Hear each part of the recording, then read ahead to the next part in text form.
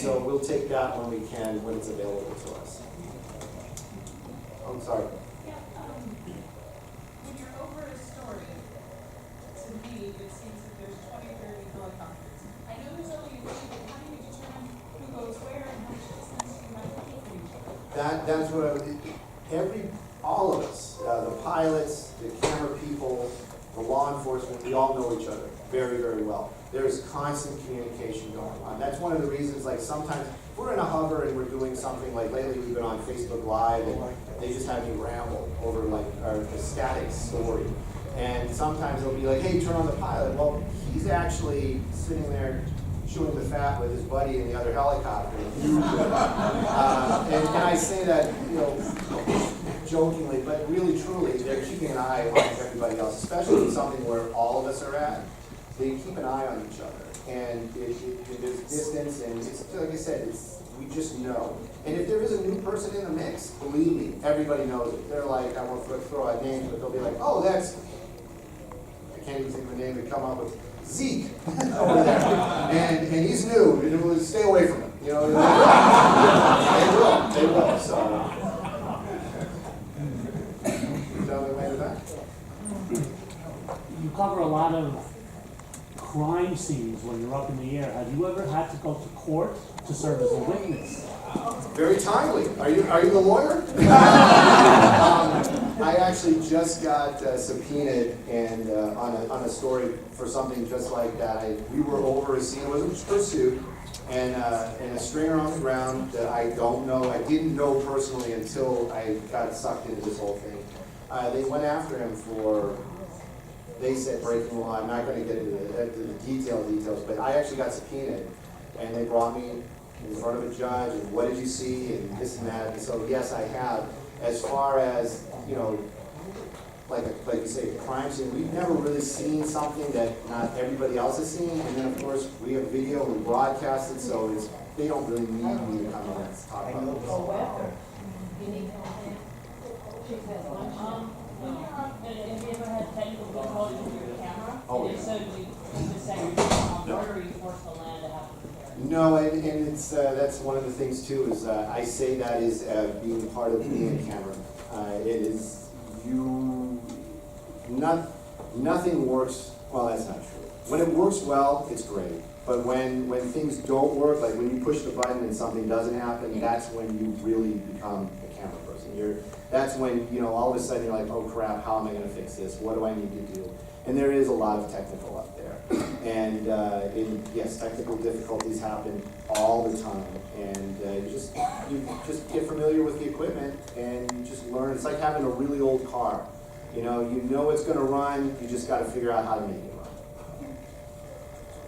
When you fly over a fire, does the smoke ever get into the aircraft? Yes, it does, but it's not to the point where it's it's a problem. But yes, you can smell the brush fires, and everybody makes that joke too. It's like, oh, it's brush fire season. It feels like winter, and so we smell it. We can even industrial fires. And it's another one of those jokes. It's like they'll say, oh, you know what? Those are poisonous chemicals. They got their breathing apparatus on. Can you get a little closer? Did you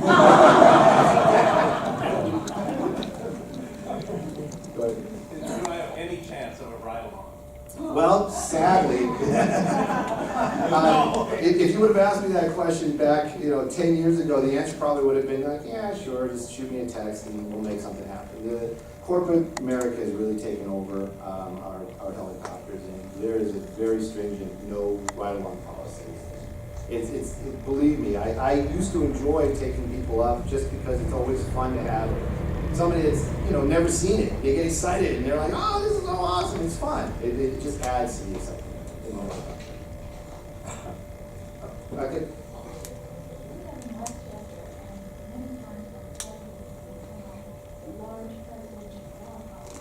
That was awesome.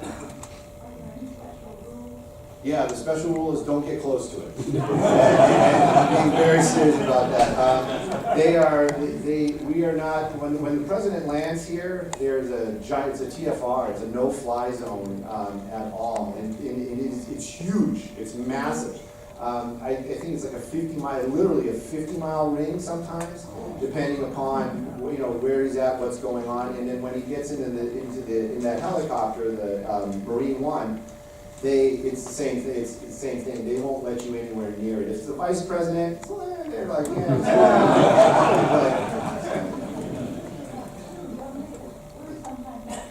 Oh, they are very, it's the Secret Service, and we don't know, you know, we don't even know which helicopter he's in or what's exactly going on or anything. They keep that very secret. Have you ever covered a story on Aliens. Where's Sean at? I just, oh, she wanted to go get me water. So, no, our assignment is, you have to understand, we're all people, and we all have our certain expectations. And so, there's been more than one time where we'll get the assignment desk calling me up saying, everybody's calling in, they're seeing lights in the sky, go get those lights. You know, It's true. yeah. On the assignment desk, we would get calls. And if we got a bunch of calls from like viewers all on the same thing, Right. Hey, we're seeing something. So we're trying to pinpoint it, and we're calling law enforcement in that area, trying to and everybody's Well, saying. at least you're saying area. I mean, I've had it where it's like, we see lights in the sky. So on the assignment desk, we have one little button we push, and we're like, "Hi, Sky 9." No, that's not how you say it. we would go, "Hey, can you guys pop?" We just say, "Can you just pop up and take a look?" If it's close, because we knew they were Van Nuys. So if it's close to Van Nuys, we're like, "Hey, we're not like launching you because that costs." That's money. That's money, and we are on a very tight budget Always. at CBS2 KCAL9. So we would sometimes, if it was close, we're like, "Can you just like go up, hit the on? We're not going to ask you to do anything. Just hit the on button and point your camera this way." And so they would do it. They would just do. It's almost like a periscope. You know, we're just asking them to pop up and give us some eyes out there. And we sent them up, and we would try not to send them on wild goose chases because it costs us how much dollars an hour? A lot of money. A lot of money. And that's not my salary, by the way. I'm very, very clear about that. That's what they're paying for the helicopter. I got one more. Okay.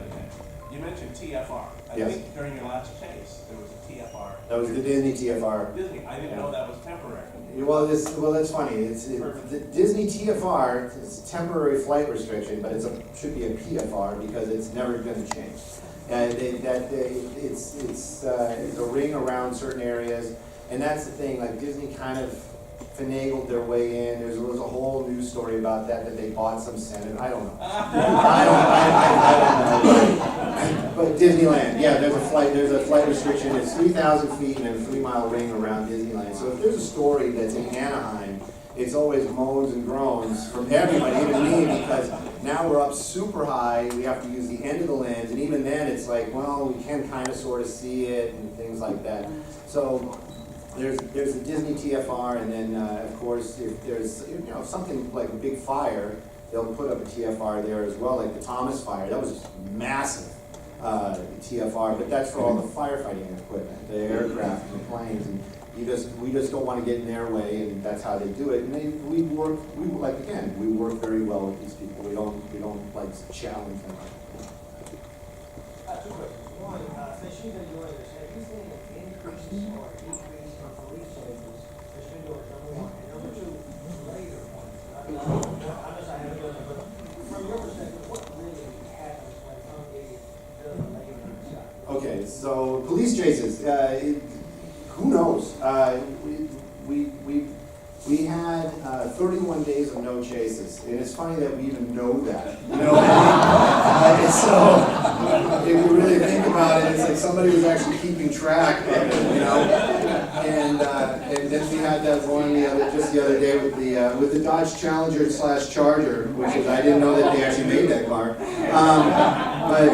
But we had that one just recently, and so it who knows? It's one of those things. There's no real set. It isn't like pursuit season.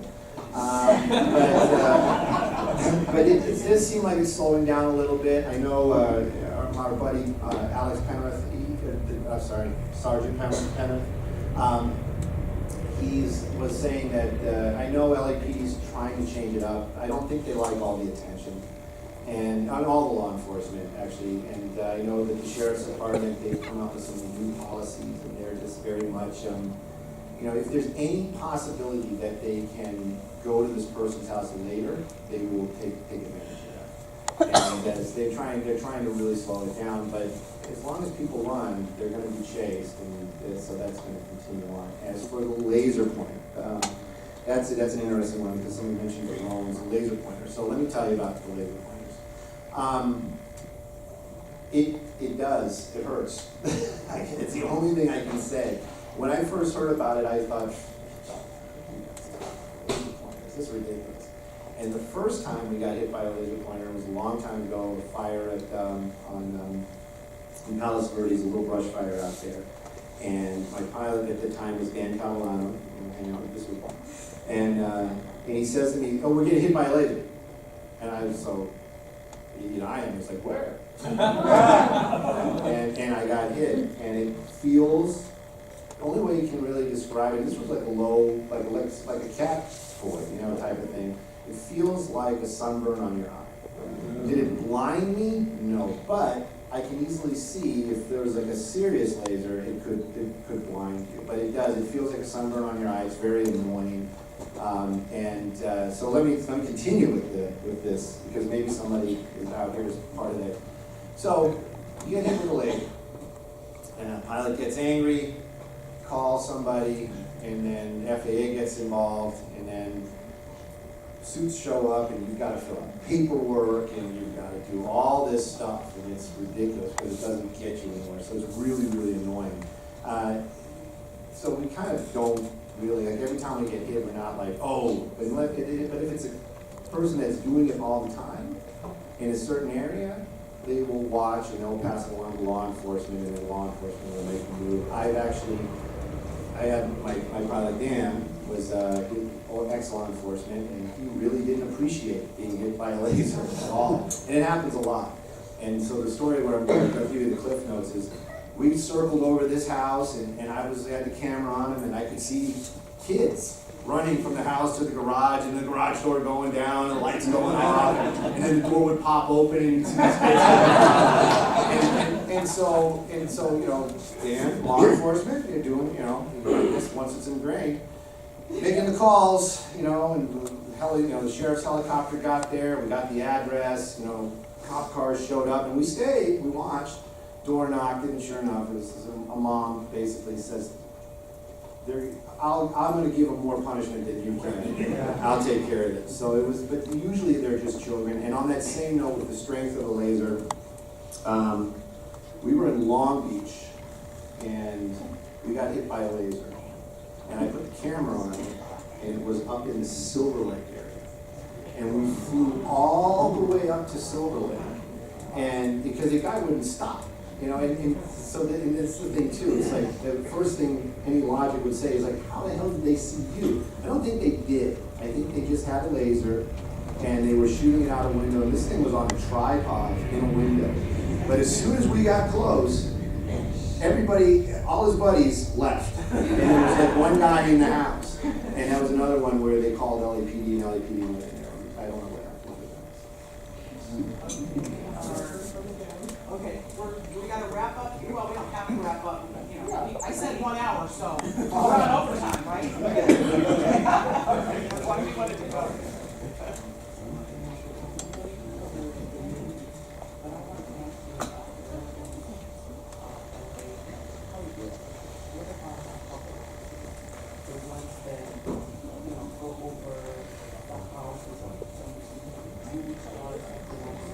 Usually, yeah, that's totally separate. We don't do the paparazzi. My pilots actually get cranky when they do send us to like any kind of celebrity and I also feel a little creepy sometimes too. If it's an event and they say, hey, go see what you can see. So we don't really do a lot of that. And the paparazzi, they'll fly on a much less noticeable aircraft, usually a Robinson or something like that. They don't have the same type of equipment, and they fly a lot lower. So yeah, we don't play the paparazzi. We don't chase anybody unless they do something really bad or stupid, accident or pass away, but that's well, it might naturally. We hung out over Reagan's house when he passed away for hours. Michael Jackson, we were overnighting up there, Mike with the whole night. Go ahead. And we haven't really had any personal drone incidents. We see them, but they're not to the point where they're like we're dodging them. And even if we did, most drones are very risky. You better fix yourself up to date on the drones, because they're getting bigger and bigger. There are now 6 drones, and they better Well, and that's the thing, is where they use them, where we see them, and it's not for us, it's not for me to enforce it, it's just for me to, I'm just there.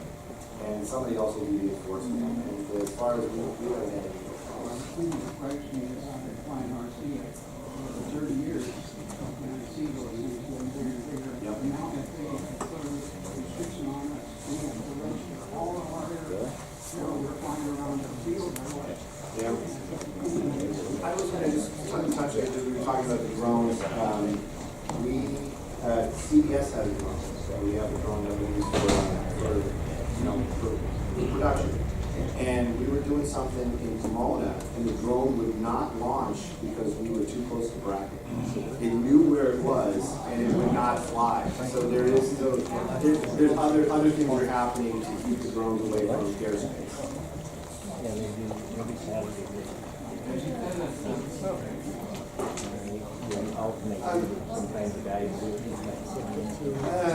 Ground speed is about, on average, probably about 130 miles an hour across the ground. Pardon? The engine? No, we have a Eurocopter. We have a Eurocopter, now it's Airbus. It's a B, ours is, I'm sorry, ours is a, not a B, oh, we are a B. Or B1. And the engine is made from, it's going to be turbo active. And, but yeah, they are, it's not a new aircraft. It's a very solid aircraft. All law enforcement is using it. Yeah, they have just got a tail rotor, but it's not, I think you're thinking about the quiet one. We still have one. There's a new one that's enclosed.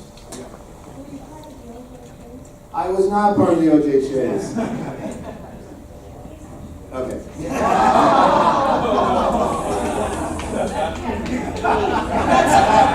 We're not saying goodbye, but if you do have to leave, I want to give you the opportunity to say thank you so much for coming out.